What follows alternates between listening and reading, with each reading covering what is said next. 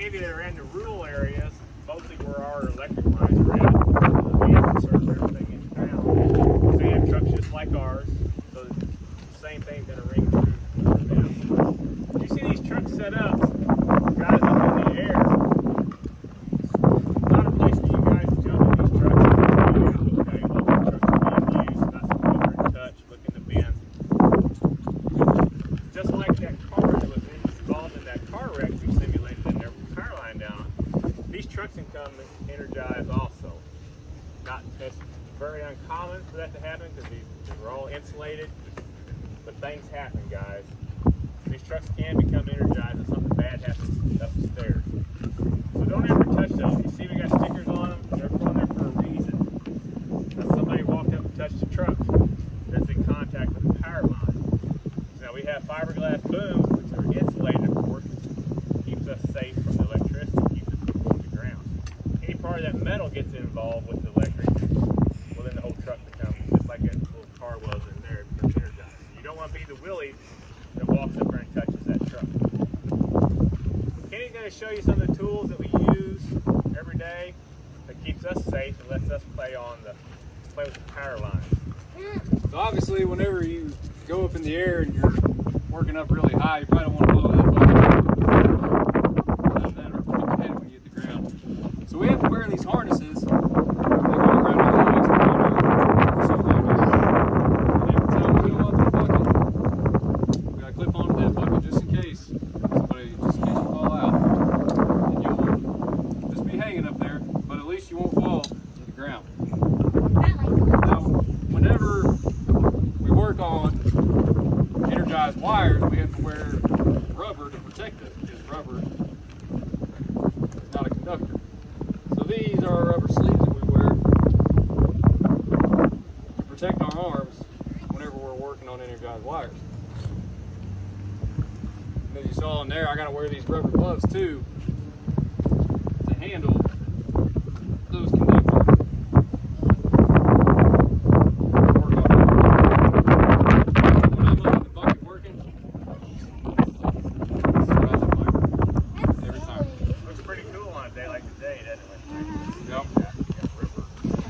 Not very much air movement through these right here. It gets pretty hot, but it's safe. It keeps us from getting burned up.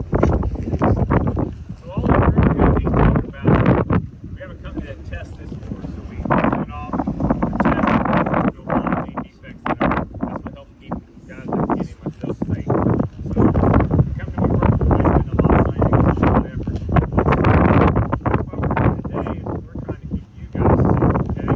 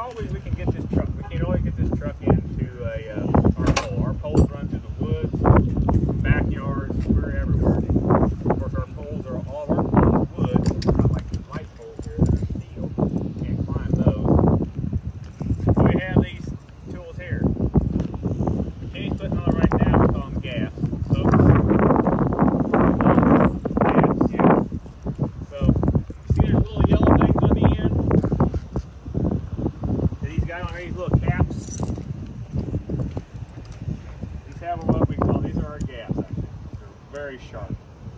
That sticks into the pole. That's what holds Kenny up there when he climbs. He puts those on. It looks like spurs on a turkey. He puts that belt on. That allows him to climb those poles. Now when he goes up on those poles, he has to be safe just like he is in the bucket. So if it's energized line, he's going to wear rubber gloves. Makes it a little more difficult for him to climb, but like he said, that's what we use so we can go home. So that's what he wears. He has a belt, goes on the pole, keeps us from falling off. Do you inspect your equipment right? Yeah, inspect them every time before we climb. You know, some of us get a little lax. We don't. We have tool inspections. Every time it rains, check it. You know. Do you all that inspections, like right before you put them on, or do you have actually like a company or anything that comes No, in? we do them We inspect them ourselves. ourselves. So if there was something wrong with the gaps, do you have interchangeable parts for Right. those, or do you have to just get Yeah. a whole new? No, those hooks on the end there, the little gaps on the end there, they just screw on. They screw on. We have files we keep in the trucks to keep them sharp, them up. I mean, you step it around, bolt, you staple, Right. and it looks sharp and better. Get it all done.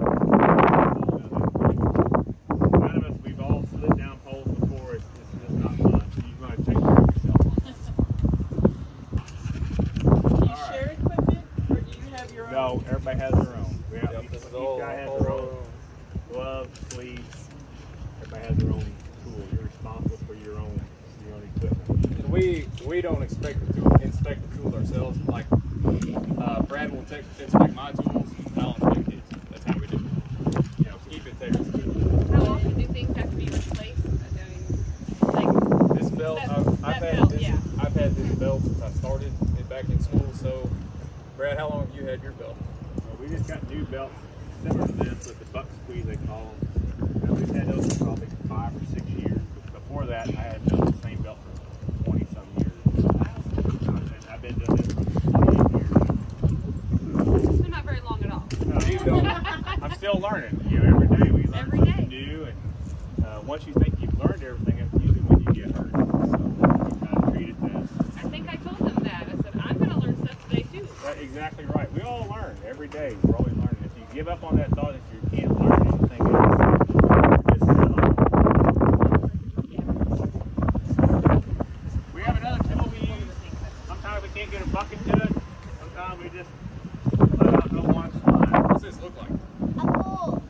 I just call it extendo sticks. How do you think we call that extendo? Yeah, extend. Very good. How high? Look at that little pole at the end of there. How far do you think that thing goes up in the air? Far. Yeah, you're cheating. So you've seen this before. Man, you're right. It does go up far. How far do you think it go up? Think it goes any higher than that? How does it work? How do you think it's going up? Like magic, it. All right.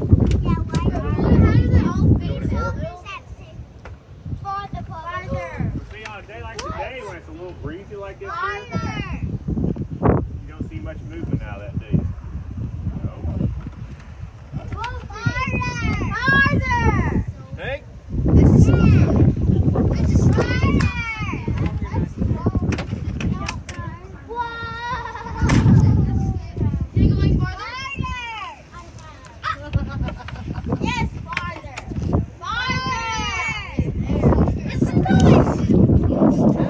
It's getting a little windy up there, isn't it?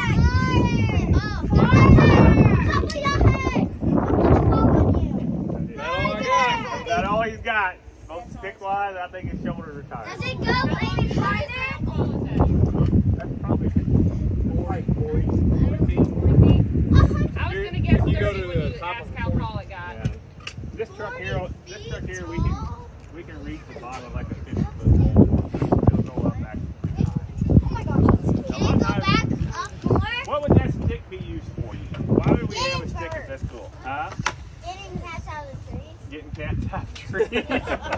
We've never You're been not called wrong. for that, but I'm game. I would try that. So, I don't want to go put my cat in a tree just to see. yeah, we'll try to knock him out.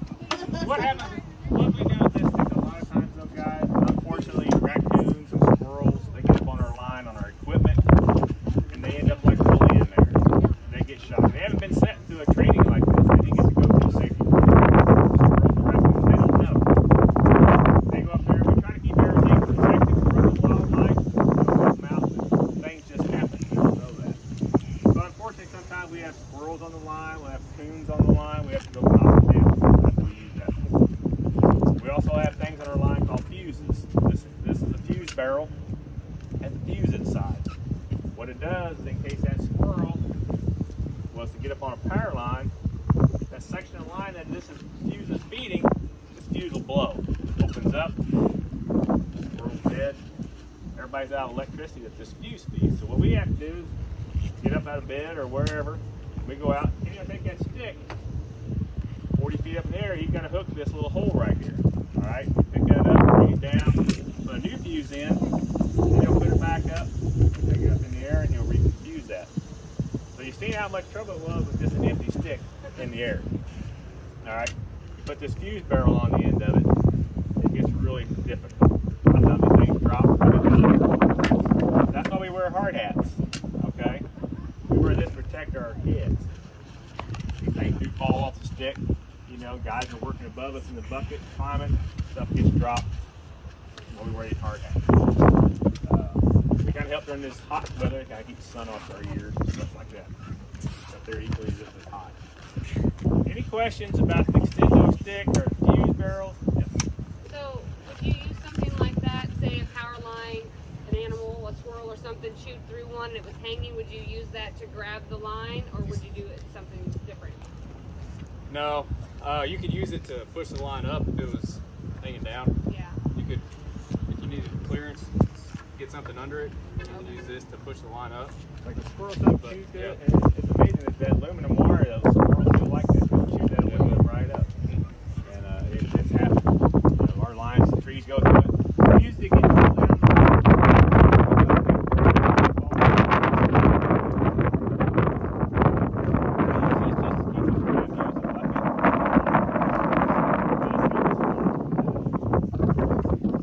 Any questions on the truck?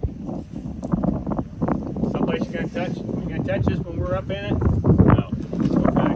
Are you going to touch it if you don't ask? How about that? Yeah.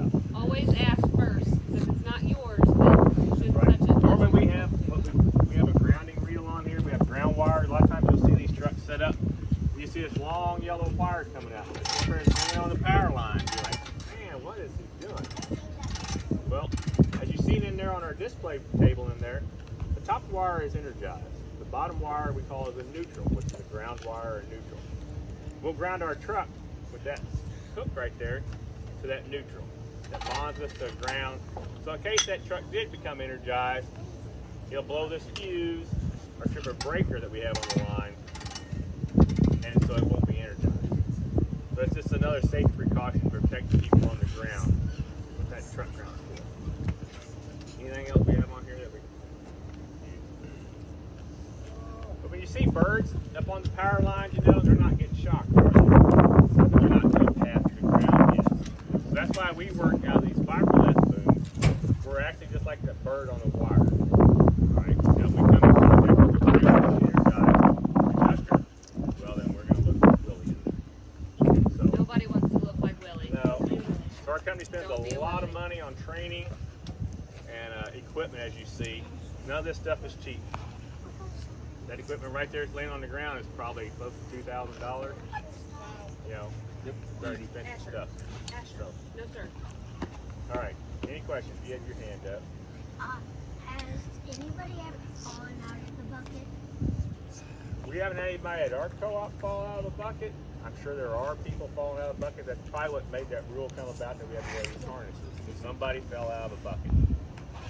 We have seen it. Heard stories. Huh? Heard stories. There are stories. It is possible when you're up in the air, 40 feet up in the air, you have a hydraulic line break or something, that bucket can drop. You know, and when it stops, it's going to shoot you up out of the bucket. So that's another reason. I mean, by no fault of the operator, equipment error, it could throw you out of the bucket. So It is 40 feet the highest that truck will go, that's a 46-foot boom on it. So you can reach almost 50 feet.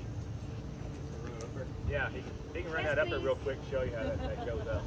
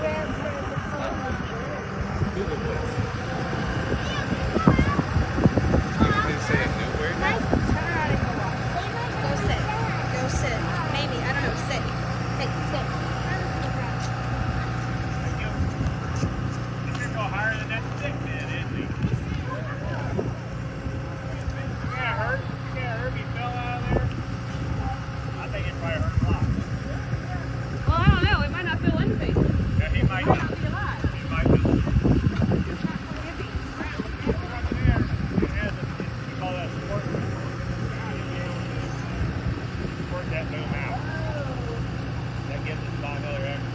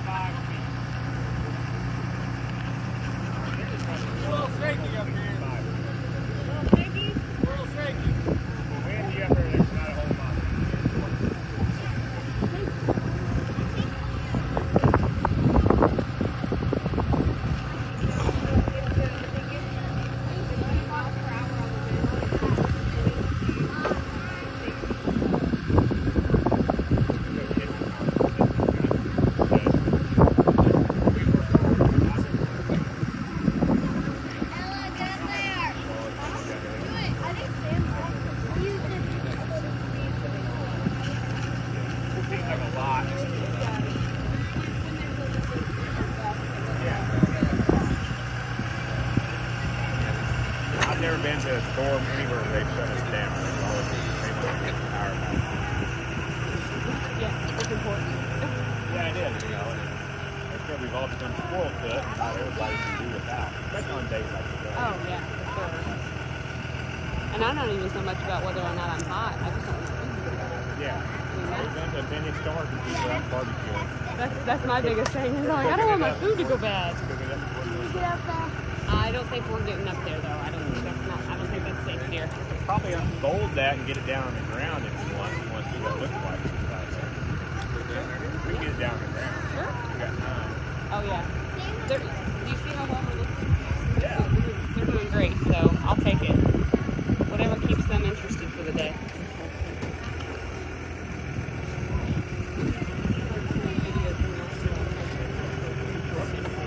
Oh, that's fine.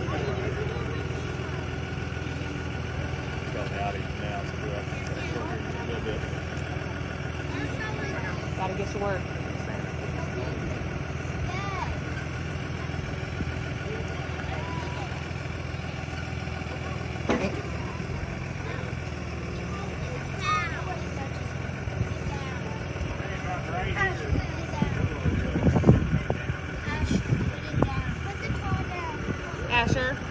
Asher, let go of it. Don't play with that stuff.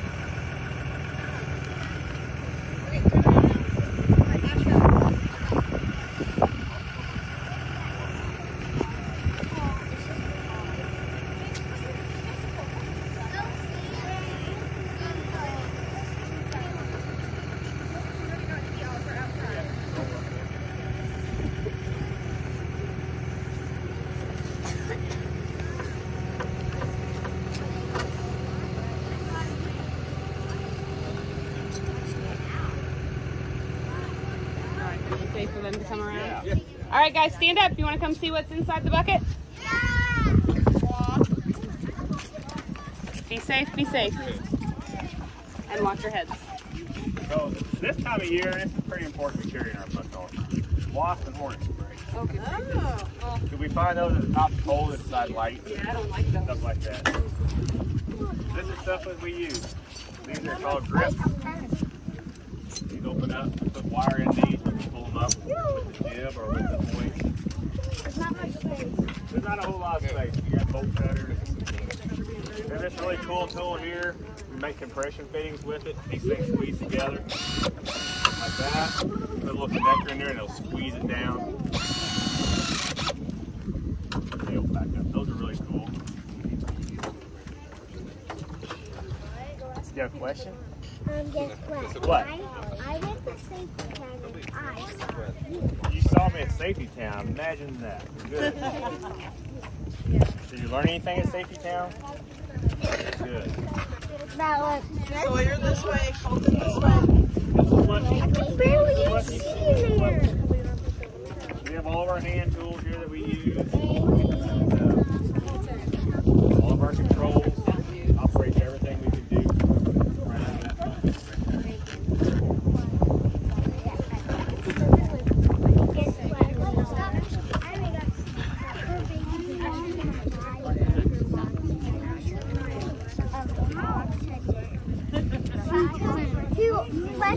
Don't push on it, guys. Don't push any button. Just take a look, please. That's how she died and her skin. So mom delivered the baby. So your mom delivered the baby of your No, she went to heaven. I know it. How in her stomach? You guys think this does? Oh, that's different. What is that? We call this a cover-up. Whenever we're working on energized lines and we want to protect ourselves, Harper. we have our gloves and sleeves on, but if we want to protect ourselves some more, we slide this right on the line. And that way, if we accidentally bump into it with our back or our head, it won't energize, it won't shock us. So, how long did you have to go to school to learn this? I went to Glen Tech for 2 years. 2 years. So is this, I'm sorry, is this what is called lineman? So that you have, they have a lineman school? They have a Yes, lineman program. they've got lineman schools everywhere But now. then you said you did 4 years of apprentice. After school, you got to do a 4-year apprenticeship. Yeah. So it's technically 6 years of training before you can do this. And you said you're how many years in total right now? Right now, I'm 8 years in. So, yep. So after you do your 4 years, that's when you kind of get to start doing things more on your own without Exactly. having Yeah. your I guide, can- basically. Can be in charge. Yes. But you're like, are you on call a lot because these Guys, storms listen, and, listen, like ice boys and storms girls. and stuff? Ice storms, these storms we've had earlier. You know, all those big My thunderstorms. power was out for 12 hours the other day. Yeah. Yep, those storms we answer the call, and we'll be the ones out working in that stuff. So, You have to be very careful now. yeah, very, very careful. Yep. So,